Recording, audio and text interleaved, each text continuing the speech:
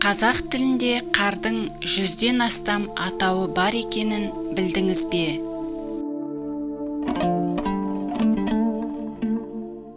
Ақша қар, жаңа жауған таза қар. Жапалақ қар, ірі түйіршікті жапырақтап жауған қар. Жылбысқы қар, ери жауған қар. Көбік қар, жерге түскенде астындағы қабаты ери беріп, беті көпіршігінен жұмсақ қар. Күртік қар, беті қатқан, жаяу жүргенде ақсақ ойылатын қалың қар. Қасат қар, ұзақ жатқан қалың қар.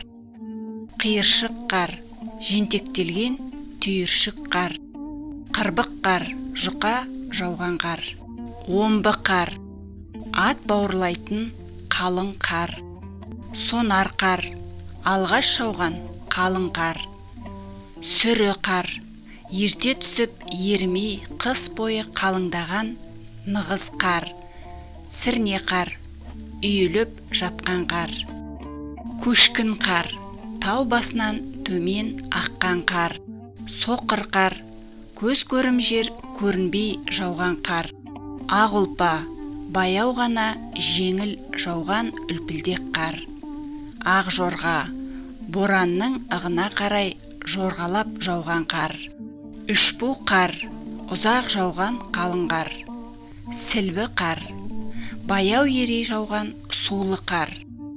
Борпылдақ қар, ақпа сусымалы бос борпылдақ қар.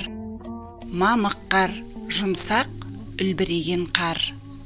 Алақанат қар, бір аумаққа жауып, бір аумаққа жаумай жерге ала түскен қар. Анжыр, қардың еріп қатуы.